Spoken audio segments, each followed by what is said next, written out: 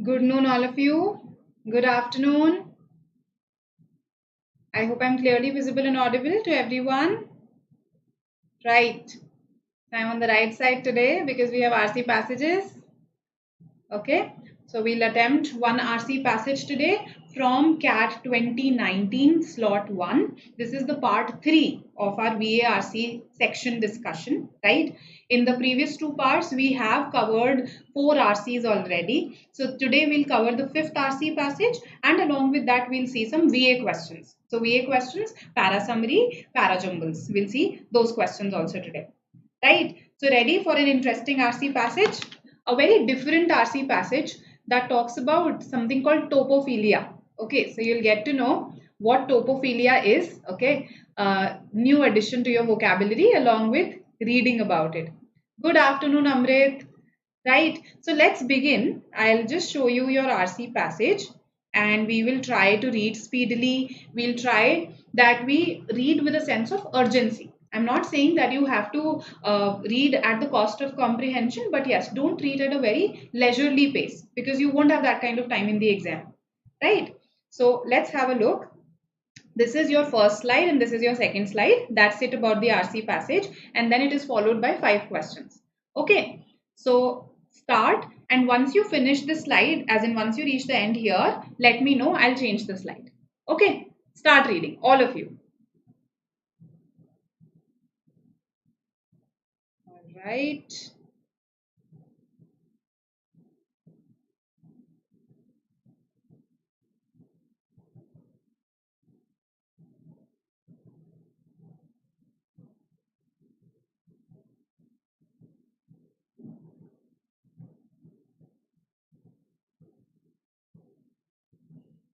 Let's see. Good afternoon, Prashant.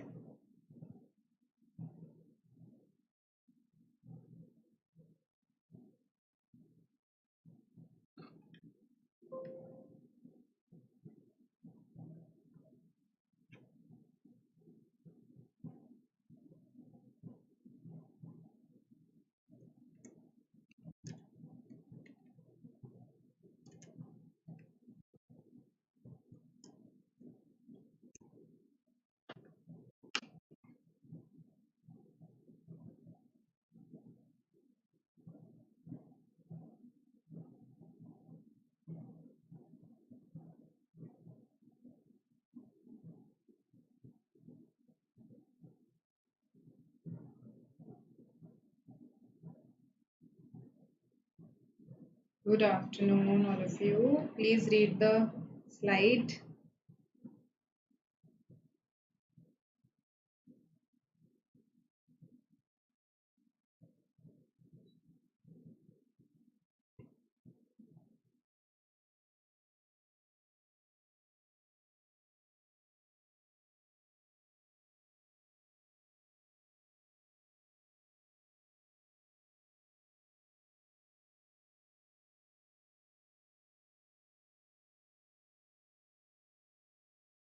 Yes. Done?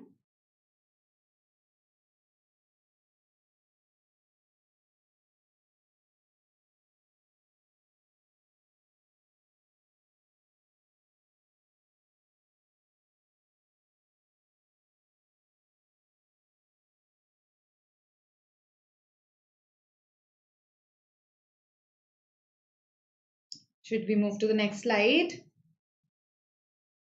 Good afternoon, Pooja. Yes. All right, great. So Sweetie has completed and I am going to the next slide now. Okay, so you've understood what topophilia is. Let's continue this discussion.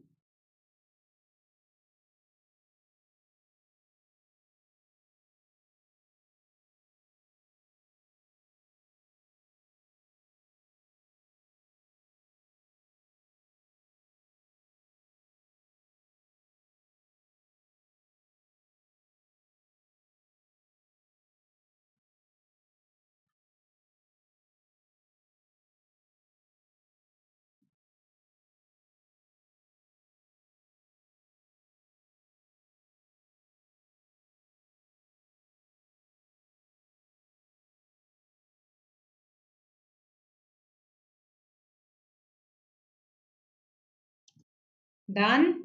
This slide too.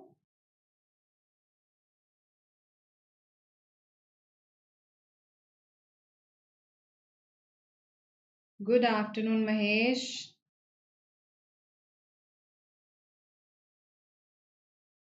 Abhinay, good afternoon. Yes, done. This slide as well. So you have to read with a sense of urgency.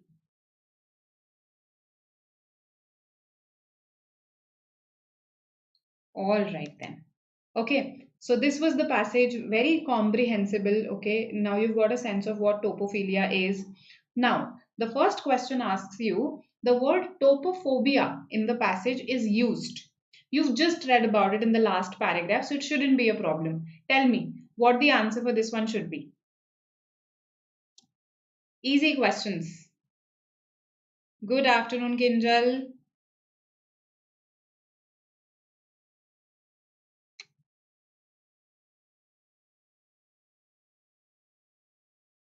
The word topophobia in the passage is used.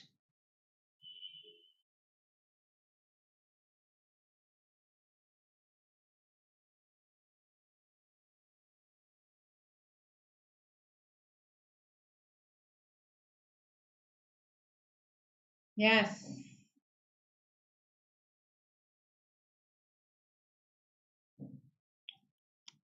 Let's see who answers the fastest. This is not a difficult question at all.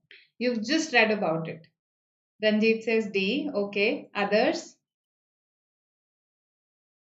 Vijay says 1. Prashant D. All right. 3 responses I've got. Let's have a look. See this.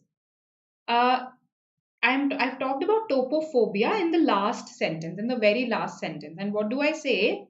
I say that, and just as a beloved landscape is suddenly revealed, so too so too many landscapes of fear cast a dark shadow over a place. So many landscapes of fear cast a dark shadow over a place that makes one feel a sense of dread or anxiety or topophobia. So the answer is given in the last sentence itself, right? Topophobia is in the passage has been used to represent a feeling of dread or anxiety towards particular spaces and places. That's what the last sentence says. That some landscapes, they cast a dark shadow over a place that makes one feel a sense of dread or anxiety. There are certain such roads, no, when we pass through them, we don't feel comfortable, we feel some sort of anxiety or fear. It may not have to do anything with the road, actually it may even be a well lit road, but somehow we might associate it with fear. So that is topophobia, right? So the places that we're afraid to go to, where the places that evoke a sense of dread or anxiety, they are characterized by what is called topophobia. Okay, so 1 is the answer, clear cut. The other options are not even close, right? As a metaphor expressing the failure of the homeland to accommodate non citizens, not at all discussed. Okay, alien. To signify the fear of studying the complex discipline of topography. So basically, you are afraid of studying this. No, again, alien. To signify feelings of fear or anxiety towards topophilic people, towards people who love a particular piece of land. No, we are not afraid of them. Again, distorted. So 1 is the answer here. Very easy question. Phobia means fear, philia means love. Right? Hope this is clear to everybody. Let's go to the next question then. In the last paragraph, okay, so the last paragraph we've just read, the author uses the example of residents of upscale residential developments to illustrate the. So why has that example been used? Tell me. 4 options. Let's see.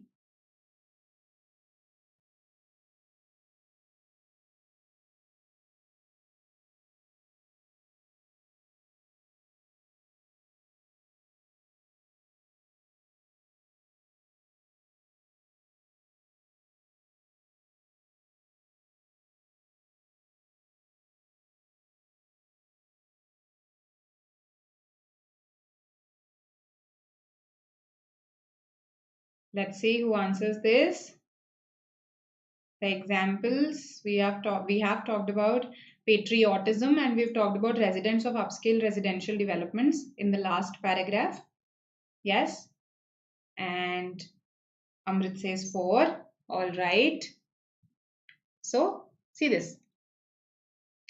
Residents of upscale residential developments have disclosed how important it is to maintain their community's distinct identity, often by casting themselves in a superior social position and by reinforcing class and racial differences.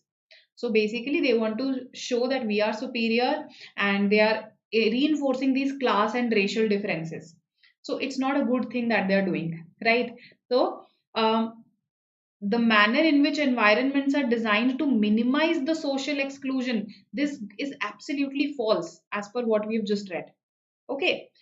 3 is a sensitive response. No, they're not at all being sensitive here. They're not being sensitive. So again, false. And between 1 and 2, 1 has been talked about in the context of patriotism and not in the context of the residents of upscale residential developments. So 4 is our answer here. So as I told you, easy questions followed by this passage. Again, the other options were pretty far apart, right? So social exclusivism. Exclusivism, when you exclude some members here, exclude some members of a group. So race, if you exclude someone on the basis of their race, their class, that is, you're practicing exclusivism, right? Okay, so D, Delhi is the answer. Let's go to the next question. Yes.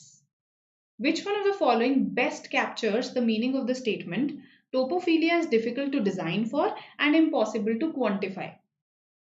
So let me see what you say. Used on the second slide only, I clearly remember. Yes. Would you want to go back? In case, let's say, in the exam, you don't remember in which context it was used, then it's better to go back first, right? If you remember, then it's better to read the options and eliminate to, let's say, at least 2 options first. So I am going back now and I am going to show you where it was used. See this. Topophilia is difficult to design for and impossible to quantify, right? Why? Why is it? So the previous sentences actually provide us the context. So we say that although motivated by good intentions, such attempts to create places rich in meaning are perhaps bound to disappoint. Why? Because purely aesthetic responses are often suddenly revealed by their but their intensity is rarely long lasting. So it is difficult to design for and impossible to quantify, and its most accurate interpreters have been some philosophers, okay, Thoreau and Tuam. Okay, so based on this, can you now answer this question? Yes.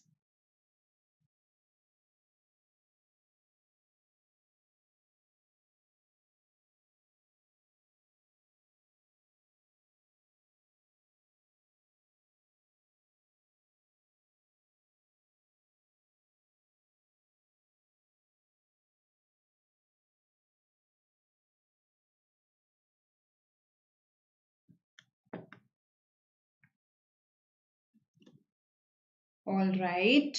So I've got 1, 4. Others? Amrit says 2. All right. Okay, others? Not sure. Okay, all right. So basically, I again eliminate here. Philosopher architects are uniquely suited to develop topophilic design, whereas we are saying that it is difficult to design. Why is it difficult to design? Because such experiences are suddenly revealed, they are not long lasting, right? So it's basically new urbanism, we are trying to capture it. However, these attempts don't succeed. Okay, they don't succeed, they are disappoint. Why? Because they are suddenly revealed, their intensity rarely is long lasting. So it's impossible to quantify it, probably because it has been subjective in nature. It's not something that's very objective, that is always going to be there. Okay, that is not something that is suddenly revealed to a particular human being, but is something that's there for everybody. So if that were the case, then it would be easy to design and it would be easy to quantify also. Right now it isn't. Why? Because people's responses to their environment are usually subjective. So you never know whether it will be revealed to a particular person or not, or when it will be revealed to a particular person. Some people don't find beauty in particular places while others do. And so cannot be rendered in design. So you can't really deliberately design such a place. So 2 is the answer here. 1 is distorted. We are not saying that philosophers and architects, they are uniquely suited. In fact, I am saying that architects' attempts are likely to fail. So this goes against what the paragraph is saying. 3, architects have to objectively quantify spaces and hence cannot be topophilic. The paragraph nowhere says this, that architects cannot be topophilic as such, right? Or that they have to objectively quantify spaces. This is also nowhere given. So distorted, alien, etc. 4, the deep anomie. Anomie is basically when you don't follow some ethical standards. Okay, so this lack of standards is anomie. The deep anomie of modern urbanization led to new urbanism's intricate sense of place. In fact, I'm saying that in urban areas there is an absence of this intricate sense of place, because of which architects tend to design such sense of place, okay, into urban spaces, right? See this. Most notably, new urbanism seeks to counter the perceived placelessness of modern suburbs. So modern suburbs have a placelessness. They don't have a sense of place because they are artificially constructed things, right? These urban areas, they don't have that, they don't have a history or a sense of place to them. So that's why architects tend to design that sense of place into such urban areas, but such attempts are likely to disappoint. That was the meaning of this paragraph. So I hope this is clear to you, that this is again going against what my paragraph is saying. Okay, so going against, nowhere written, okay, alien, and 2 is our answer. Hope this makes sense. This was a relatively difficult question as compared to the others, but again the options were not very difficult. Options weren't difficult as such. Okay, the moment you look at 4, you realize अच्छा ऐसा तो कुछ है ही नहीं passage में, yes, you eliminate it right away. So it was easy to eliminate options here. Okay, coming to this, which one of the following comes closest in meaning to the author's understanding of topophilia? Yes, so some instances have been given.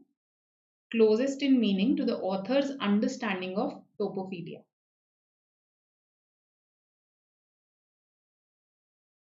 Let's see.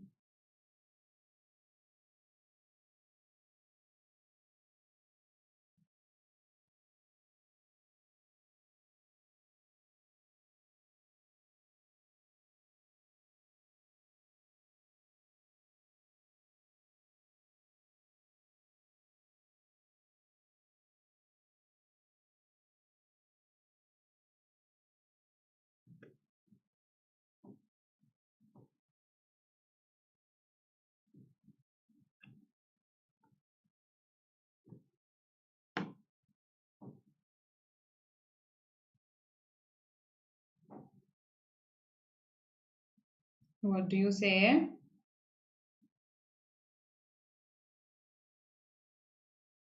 So, first one, is this the author's understanding of topophilia? That the French, is the passage more about patriotism? No, right? In fact, patriotism has been projected as the dark side of topophilia. Patriotism and residents of upscale societies discriminating, that's the dark side of topophilia. Okay, so 1 is not the answer. 1 does not come to the author's, close to the author's understanding. Let's see 2 and 3. 3 says scientists have found that most creatures, including humans, are either born with or cultivate a strong sense of topography. Doesn't it again go against the passage? Because the passage says that some people are indifferent to their environment. The passage states this explicitly, that indeed some people are not affected by it. Might not be the strongest of human emotions. Topophilia might not be the strongest of human emotions. Indeed, many people feel utterly indifferent towards the environments that shape their lives. Okay, so the author is not saying that everybody has this innate sense of place, or everybody at some point or the other develops this innate sense of place. This is not the essence, as to so to say, of this uh, topophilia issue that the author is discussing. The author is simply saying that some people love the land, love a particular place, a particular space, and they could have multiple reasons for doing so. So 2 is an example that comes close to the author's understanding. The tendency of many cultures to represent their land as motherland, fatherland. What is this? Love for a particular place, right? That is what topophilia is. So that may be seen as an expression of their topophilia. Okay. So 2 comes close to the author's understanding of topophilia. 3 gives it a science spin. The passage is not looking at it from a scientific perspective. 1 makes it a negative thing. The author has not presented topophilia entirely in a negative light. 4, nomadic societies are known to have the least affinity for the lands through which they traverse because they tend to be topophobic. No. The author is saying that some people just don't care. That does not mean that they are topophobic. Okay. Topophobic means when you fear a particular piece of land, when you are anxious by thinking about a place. So this is false. Okay. I hope this is clear. Everybody, 2 is the answer. Any queries so far? Just ask. All right, then the last question. Which of the following statements, if true, could be seen as not contradicting? It's important to read this not. So that means 3 of them are actually contradicting. There is one that doesn't contradict the argument in the passage. So you could say one supports or reiterates, supports or just restates an argument in the passage. You have to find that one. So simplify the question stem for yourself first. Now attempt.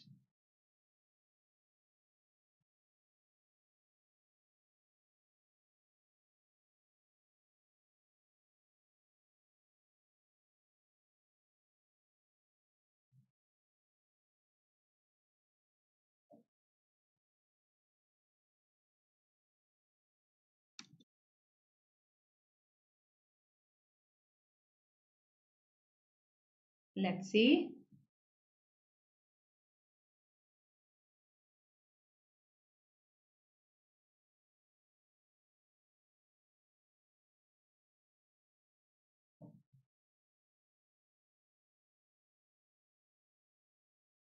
Okay, I've got a 3. Others?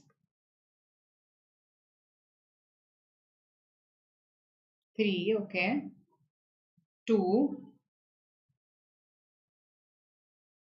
3. Amrit, what do you say?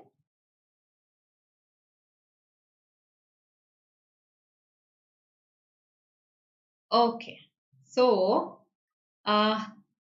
first, third, and fourth are actually contradicting. Second is not. Second is the answer here. Okay. So, how is first contradicting? Because the author acknowledges that people's sense of ties to a particular place, okay, they do vary significantly. They do vary in significance. See this. When I go back to the passage, um, a wide-ranging exploration of how the emotive ties with the material environment vary greatly from person to person and in intensity, subtlety, and mode of expression. So the author right at the outset is acknowledging this, that they vary.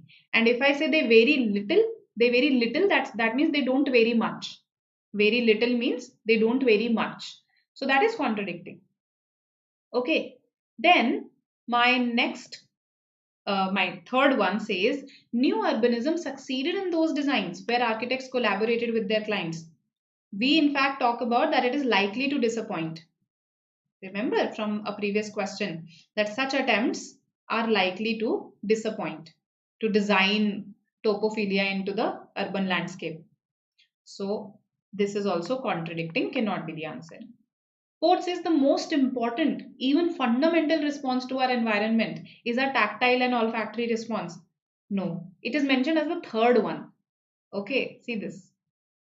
para, this is 2, para 2. Aesthetic appreciation is one way. Aesthetic appreciation is one way, right? Then second is the second of a second topophilic bond, namely that of the acquired taste for certain landscapes and places that one knows well. So one is you find a place beautiful, the place is beautiful, right? Second is that you start liking a place because you know it very well. Others might not like it, but because it's known to you, you're familiar to it, you start liking it.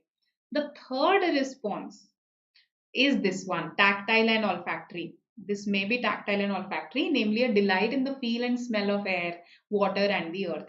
So it's not the most fundamental one, it's the third response that the author lists, right? So that's why this also, in a way, contradicts what the author is saying because it's not the most important. Second, support. Second is what is stated in the passage, that patriotism is usually presented as a positive feeling, but how do the people who are governing a country use it? They use it to manipulate people, right? To show that our nation is superior to other nations. See this, the last bit. Uh, Literally meaning the love of one's terra patria or homeland has long been cultivated by governing elites for a range of nationalist projects, including war preparation and ethnic cleansing. So, although topophilia connotes a positive relationship, it is often useful to explore the darker affiliations between people and place. So, this is the darker side of topophilia that the author discusses through patriotism. Darker side of topophilia. Mind you, this is not topophobia. Okay. So this one, yes, is something that is consistent with the passage, and that's why this is the answer. Okay. B, Bangalore is the answer here, or 2, whichever way you like it. Perfect, perfect. So this was our RC passage. Any single thing that is not clear to you, any word, any phrase, any sentence that you didn't understand, any question whose options you are not satisfied with, that okay, why is this the correct option, you can ask me. You are attending the session live, you have that benefit. Okay. So in case you have any queries, please do ask. Otherwise, we are proceeding to our VA part. Okay, so actually, I searched the source of this RC passage, and this is from an encyclopedia of geography, and an geography encyclopedia that talks about this concept called topophilia, and it was taken as an excerpt from there. So it's not like your RC passages will always come from newspapers, magazines only. They can come from such excerpts of encyclopedias, journals, non-fiction books, etc. Okay. So answered, Amrit, already. Okay. And in fact, I downloaded that encyclopedia. It's freely available over the internet. Okay. So let's have a look. 1, 2, 3, 4. You have to arrange them in a sequence and tell me that sequence. Okay. So arrange them in a sequence. Okay. And then tell me that sequence. Yes. Make connections and tell me.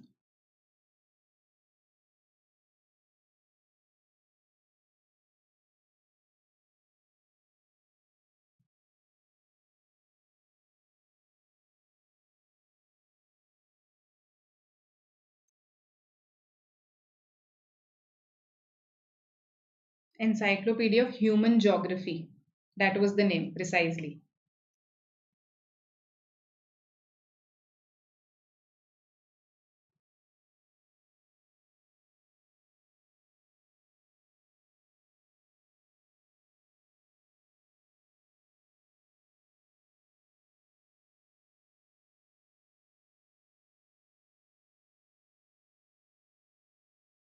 No options, Nikhil.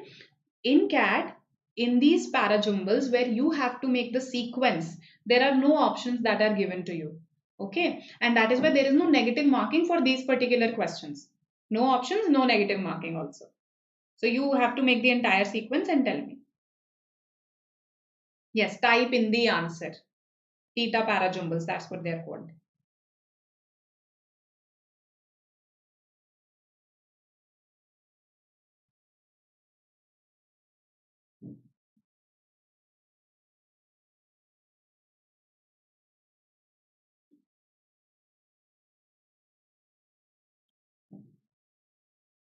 Got my first response. Okay.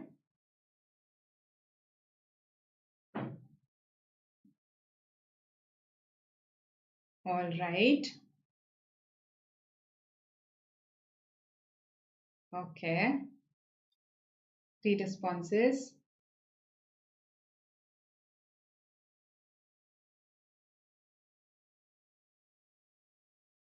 Okay. So that means quite a few of you agree that 4-1 is a pair, right? Absolutely correct. 4-1 is a pair. Collaborative filtering is a mathematical algorithm by which correlations and concurrences of behaviors are tracked and then used to make recommendations. Right. So this is something that all of us are very aware of, highly aware of. Okay, a particular product following us on multiple websites, right? So 4-1 is a pair because 1 explains this in simple terms. If you've seen a little line of text on websites that says something like customers who bought this also enjoyed that, you've experienced this collaborative filtering firsthand. Okay.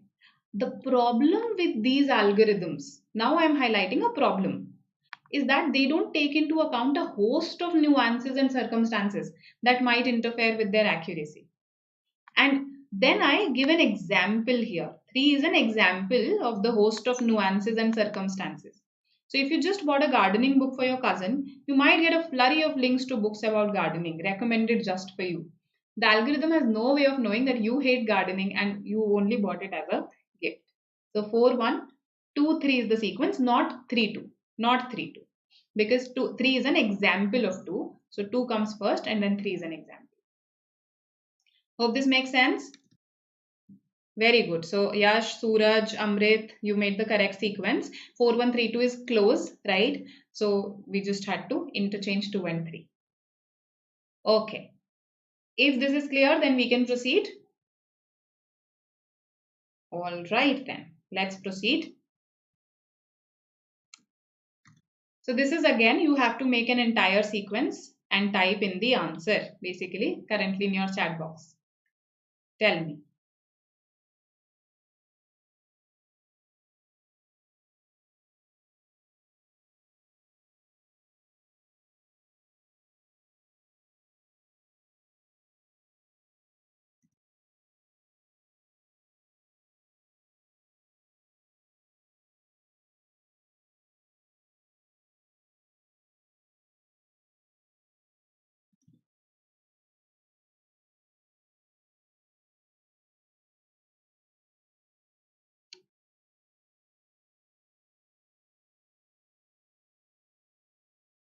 'Let's see who answers the fastest.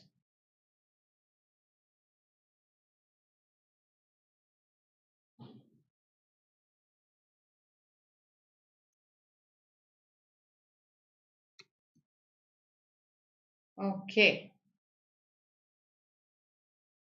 So what should be the sequence?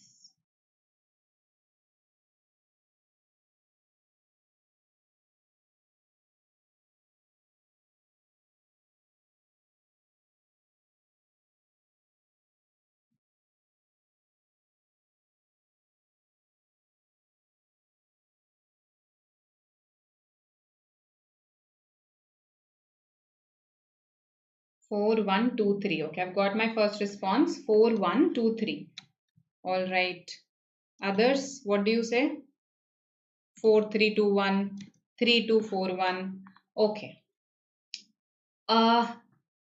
See, we'll all live under mob rule until then. Until when? Which doesn't help anyone. Okay. So that means there is a point of time that may have been mentioned. So, 4 is associated with 1. See, a new norm will arise where it is considered unacceptable to reply with the same point that dozens of others have already. So, this will happen. Now, until then, until this happens, we'll live under mob rule. Mob rule is when, let's say, the mobs, the crowds, they rule. Okay, they are able to perform unjustified acts. That is mob rule, right? So, for example, lynching by a mob is an example of mob rule. So 4-1 is a pair. Okay. Now, as we grow more comfortable with social media conversations, okay, so we are talking about social media. Being part of the way we interact every day, we are going to have to learn to deal with legitimate criticism. So we need some way to deal with it. So then the author suggests a way. Perhaps we need to learn to condense the feedback we receive online so that 100 replies carry the same weight as just one. Because sometimes those 100 replies are the same, right? So they carry the weight of just one. So 3, 2, 4, 1, that is the sequence. 3 begins the discussion by actually showing us that we're talking about social media conversations and what is the problem? Learning to deal with legitimate criticism. 2 gives a solution. Okay, give them the weight of 1. So then 4 says then a new norm will arise and a new sort of rule will arise where it will be considered unacceptable to reply with the same point dozen times. Okay. And till then, we'll all have to live under mob rule. We don't have a choice. That's what the author wants to say. So 3, 2, 4, 1. Understanding the paragraph is important, particularly when it comes to CAT parajumbles. They aren't always going to be that easy that you just read the first few words, you go for a vertical scan and you attempt them. That doesn't usually happen in CAT. So it's important to understand what is being talked about. Then you can apply your grammar based clues also. So for instance, 4 and 1 future tense. When I attempted this for the first time, I saw this. 3 and 2 both in the present tense. So this is something that I again looked for and that helped me in making my mandatory pairs. Right? Okay, then I am proceeding. In case you have any queries, you can stop me. Otherwise, I'll keep proceeding. That's how we are going to roll. So the last, I think, no, this is 2019, no? So we attempted some parajumbles earlier also. So I think this is the last type in the answer parajumble. Okay, where you have to give me a sequence. Okay, let's see what you say here. You have to give me a sequence.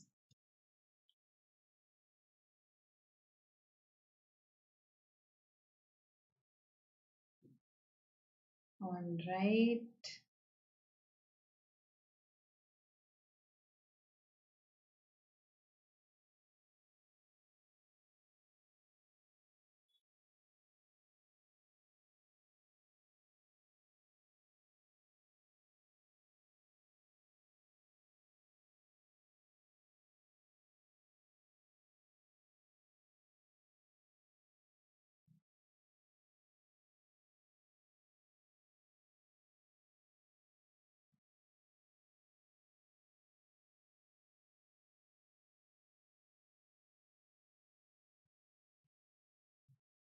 Okay, what do you say? 1, 3, 2, 4. All right.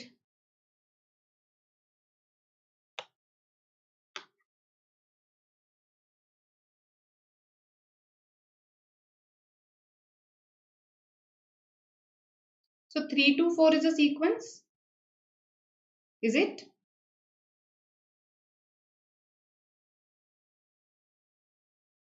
Can I say 3 to 4 is a sequence?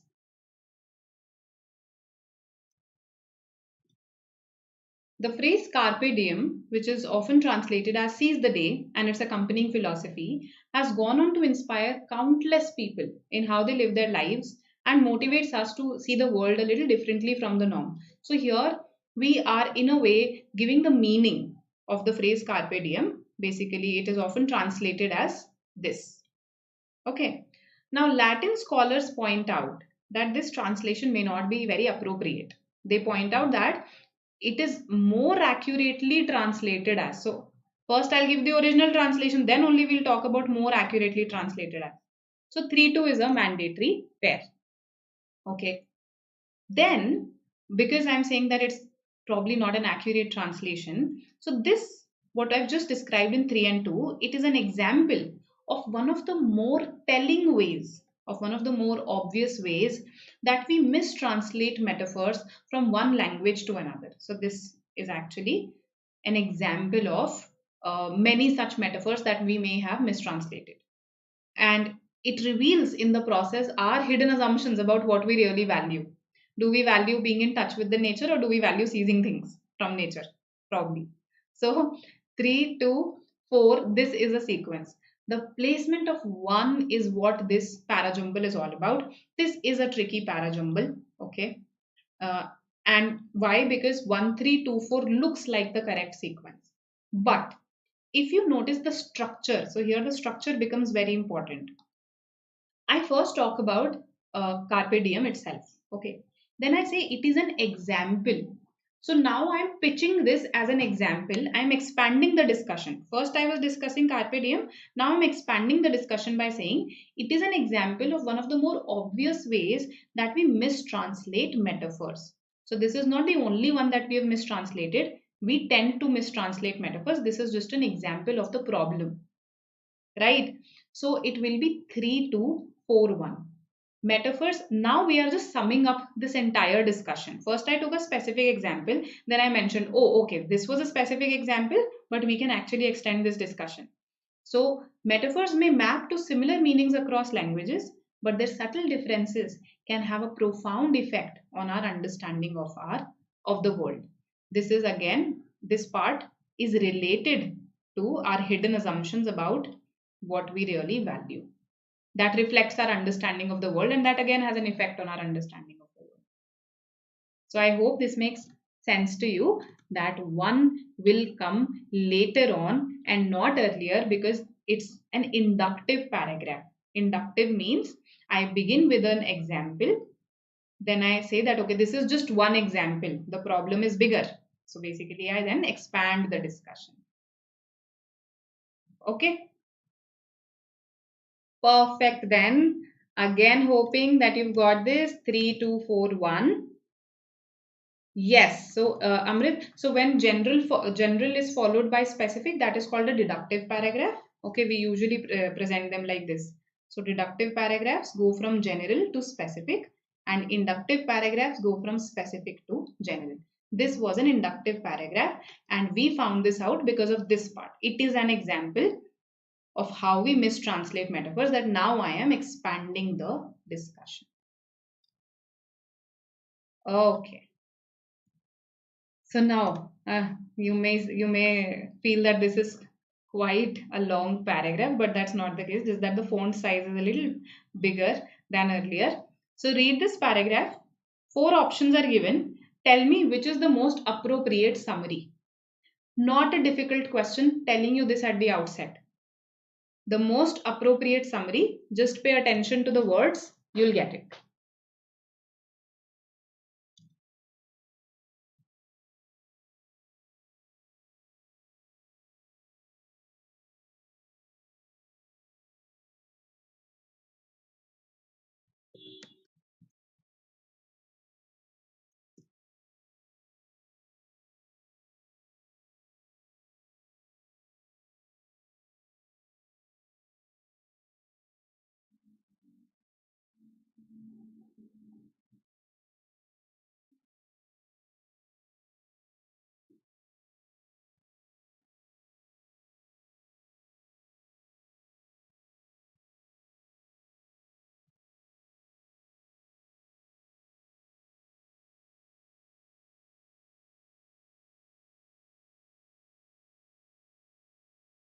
No, Amrit, that will confuse you. Read the para first and then go to the summary.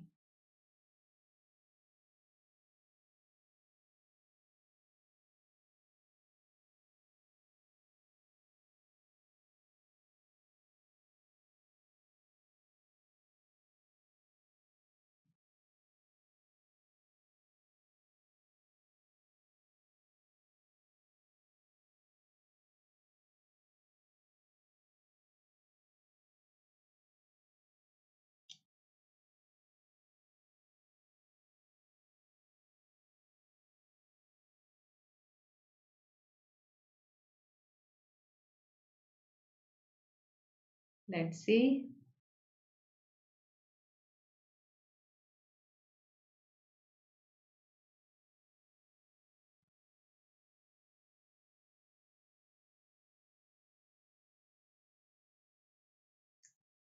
What do you say?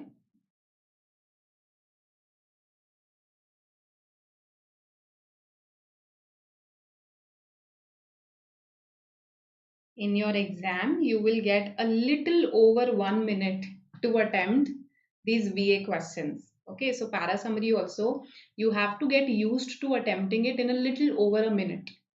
Okay, so Anuj says 3. All right. Kinjal says 3.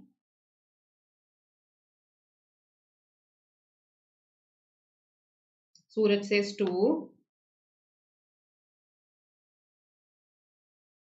Sakshi says 2. Okay, so it's a competition now between 3 and 2. Yes, let's see who breaks the tie. I want a tiebreaker response. Then we can discuss. Yes. So, when you read for a para summary, when you read with the perspective that you have to summarize the paragraph, of course, your focus while reading should be to identify the key ideas. So, we're talking about this person. He's probably written a book or something called The Hidden Persuaders. What did it do? It alerted the public to the psychoanalytical techniques used by the advertising industry. So, probably we are going to now elaborate on the psychoanalytical techniques. Its premise was that advertising agencies were using in-depth interviews to identify hidden consumer motivations. Okay, that's what they're doing, which were then used to entice consumers to buy goods. All right. Critics and reporters often wrongly assumed that Packard was writing mainly about subliminal advertising. So they wrongly assumed this. He was not writing about it. Packard never mentioned the word subliminal. However, he never mentioned the word subliminal and devoted very little space to the discussions of sub-threshold effects. So he wasn't talking about these things. He wasn't talking about subliminal advertising. What was he talking about then? Instead, his views largely aligned with the notion that individuals do not always have access to their conscious thoughts. They don't always have access to their conscious thoughts, and they can be persuaded by supraliminal messages without their knowledge, because they don't always have access to their conscious thoughts. That's why you can persuade them by supraliminal messages without their knowledge. So in by wherever I have encircled or underlined, those are the key ideas of this paragraph. Okay, the others are just details, the others are just elaborations. So now in the process of reading this, of course in the exam it will be online, so you can't underline like this, but you can in your head form a notion of such key ideas. Supraliminal means something that exists above your consciousness, above the threshold of consciousness, something that you are exposed to while conscious, and subliminal, something that you're exposed to while in a subconscious or an unconscious state perhaps, right? So they clearly mention not subliminal. You're absolutely correct, and on the basis of that we can eliminate a lot of options here, right? So Packard did not argue this. One cannot be the answer.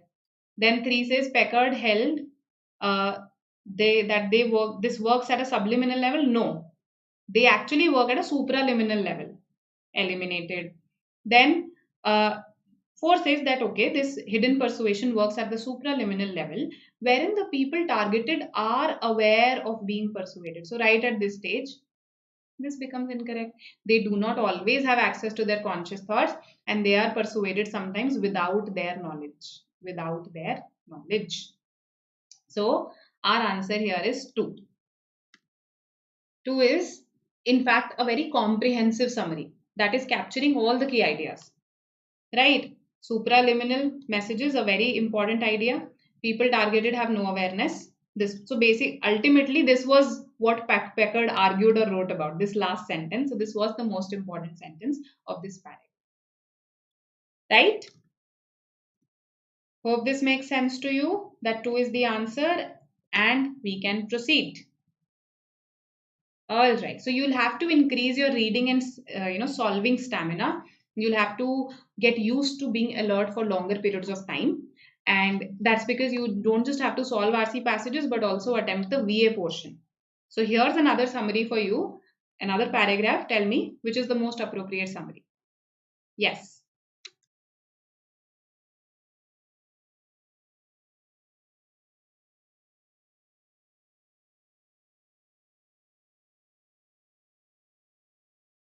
They have been put before, however, Suraj.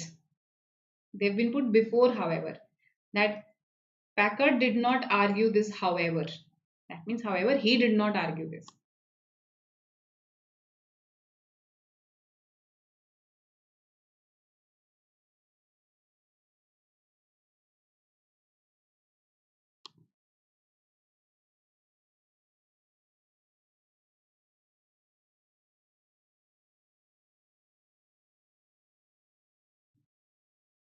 Let's see.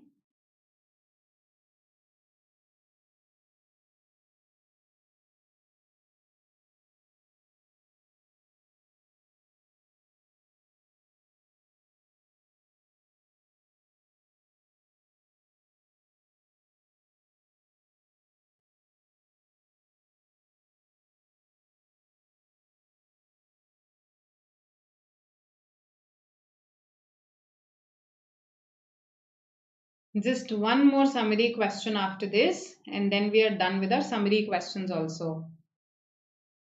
Let's see what you say.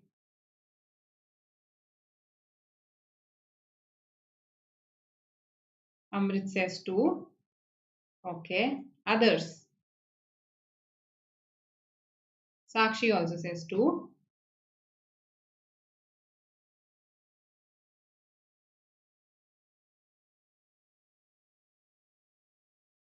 Yash, Anuj, what do you say?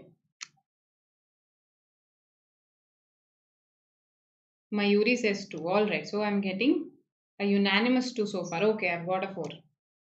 All right. So the essence, basically summary is the essence of the paragraph, isn't it? So let's have a look at what is the focus of this paragraph.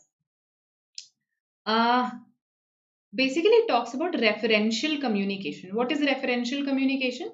That a certain object may not be right in front of you. It could be distant, but if I talk about it, its image comes to your mind. So that image coming to your mind is absolutely essential so that we can talk about it. That's what this paragraph is saying in so many words, right? So thought precedes meaningful referential communication. A prerequisite for the emergence of human-like meaningful symbols. A prerequisite for human-like communication. Emergence of human-like meaningful symbols means human-like communication.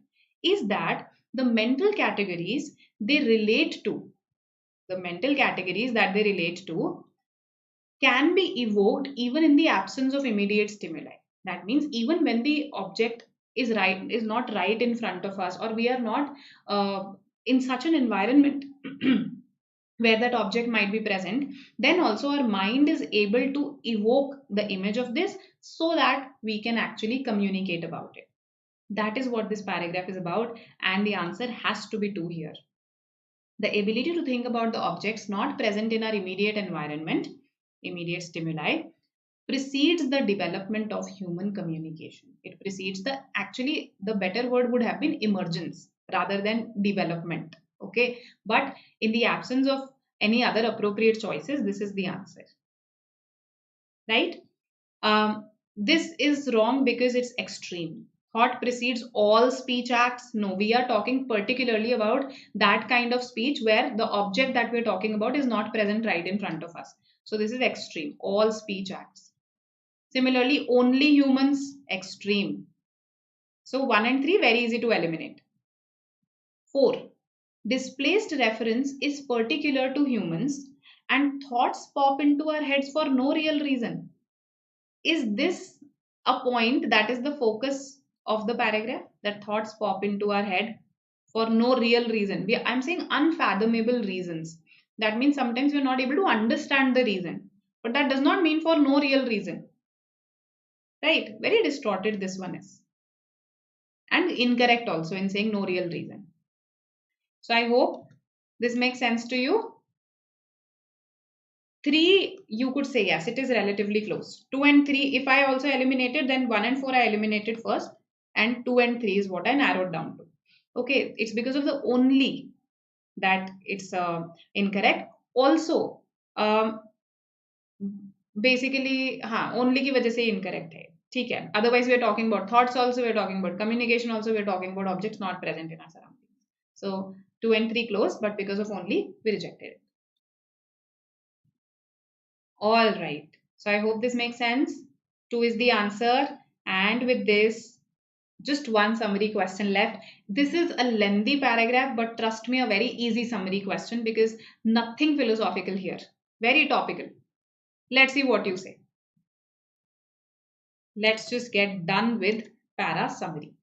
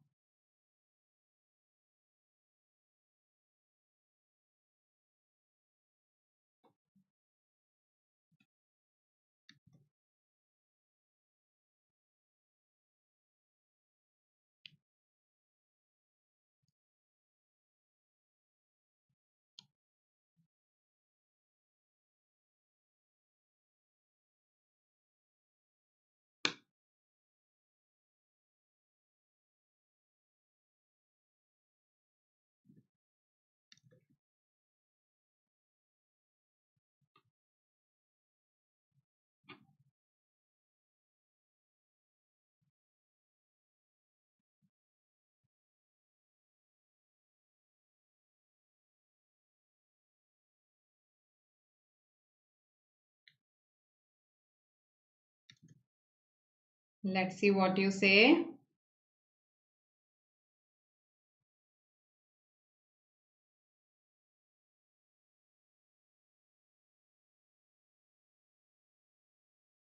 Amrit says 3. Others?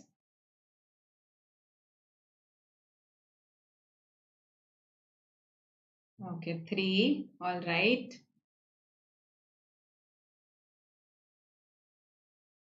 Okay. What do the others say? Kinjal, what do you say? 3 for cat. Okay. So, C for cat. All right. Uh, Nikhil, Pratham, Anuj. The answer is, you're absolutely correct. 3 is the answer. This is not at all difficult. Okay. We are just saying, okay, that engineering draws from science. Basically, it takes what is useful so that it can contribute to knowledge. It can contribute to building a bridge, a nuclear reactor, right? So it can apply it to real life situations. So, yes, 3 is the answer here. That's the crux of this paragraph. Nothing complicated at all in this one. Okay. We are just left with the odd sentence out parajumbles now. So we are done with the more difficult part. In VA, the relatively more difficult part is your type in the answer parajumbles and para summary because they require a lot of concentration, right? And para summary does involve your understanding of the paragraph, understanding of the theme, the essence, right? Odd sentence out parajumbles, you need not worry about making an entire sequence. You just have to identify that one sentence that does not belong. So tell me which one does not belong here. Yes, those who have Anuj one. Just a second, okay. Just a second. I'm going back to the previous question. One said the unique task of an engineer is to identify and understand and interpret the design constraints to produce a successful result. Okay, but does it talk about physics at all? Does it talk about physics, which we are calling a pure science, at all? So this is incomplete. Yes. Then it is strictly linear. This goes against the paragraph. The relationship is not as simple as that. It's not strictly linear. Also, and never the other way round. That's an extreme way to put it. And never the other way round. That discussion hasn't happened, right? So 1 and 2 easily eliminated. Also, one of you was asking about the one question here, that why has however been written here in this paragraph. Let me just quickly explain this. So just a second. Critics and reporters often wrongly assumed that Packard was writing mainly about subliminal advertising. Packard never mentioned the word subliminal. However, so this however is attached to this part, not the part that comes after, right? And developed. And what he did, then we mention that. So, however, Packard never mentioned the word subliminal. That's what I want to say. That's the contrast. Okay. So, hope this is clear. And we can go to our odd sentence out parajumble. Yes. I think we've done this in our class on odd sentence out. We had a session on odd sentence out and we did this in that session. Sakshi says 2. All right. Others?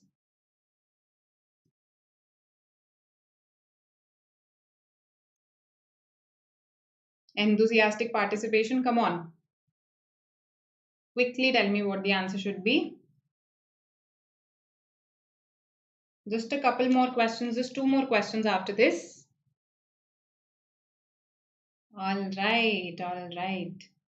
2 is what I've got from 4 of you.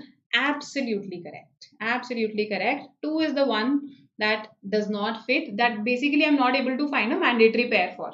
Otherwise, there are clear mandatory pairs here. 4 1 is a pair. So 4 1 cannot be the odd sentences out. Okay. Then 5 3. 5 3 is a pair because 3 elaborates how they were discriminated against, how they were marginalized.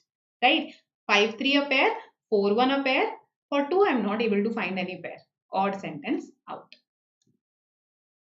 Yes, we did this question. Yes, yes. We did this question. In fact, we did this question also, right? So I picked up some questions from your previous year papers. So from CAT 2019, I picked these 2. Tell me, what should be the answer for this one? What is the odd sentence out?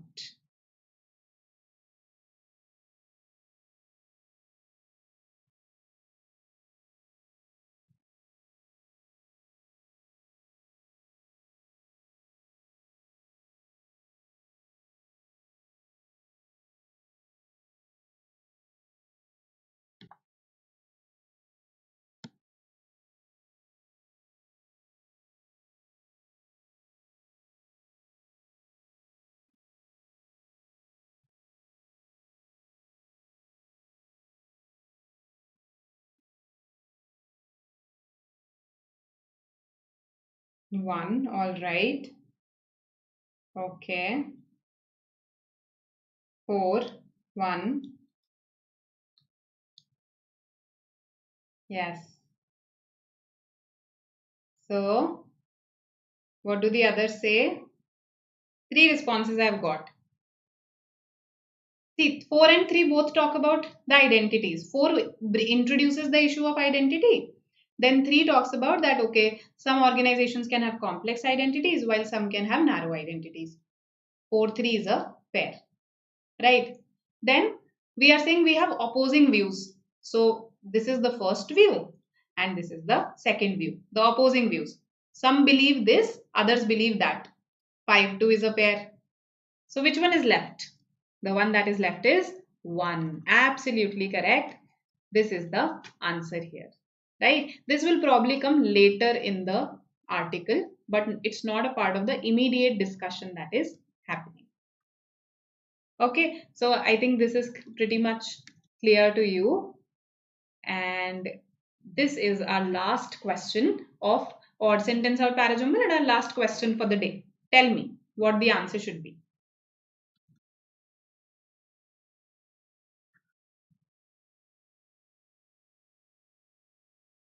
Odd sentence out again.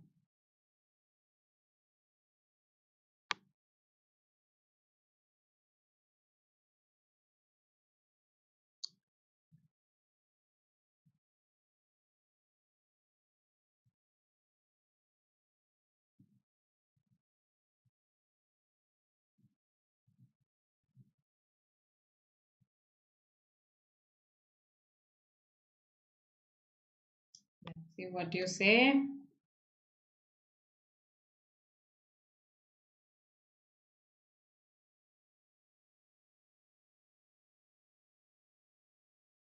All right.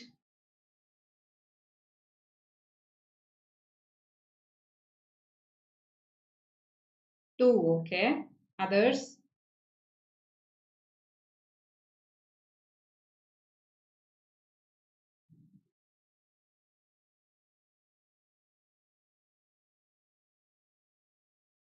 That's it. One response. All right. Divya also says 2. Okay. So here you can find a lot of connectors actually. Okay.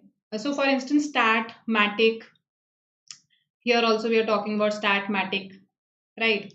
To gain the suffix. What kind of suffixes are we talking about? These suffixes. Tron, matic, stat. Okay. So, but tron above all indicated control. To gain the suffix was to acquire a proud and optimistic emblem of the electronic and atomic age. So I'm talking about tron here. It above all indicated control. So 4, 5 and 1 clearly belong. Right. Now the choice is between 2 and 3.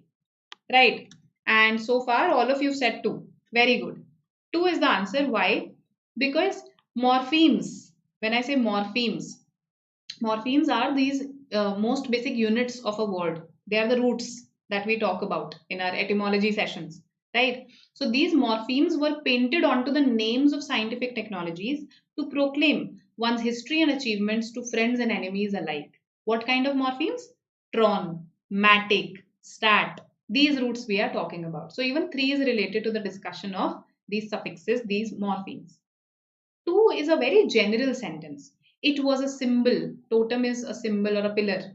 It was a totem of high modernism, the intellectual and cultural mode that declared that no process or phenomenon was too complex to be grasped, managed, and optimized.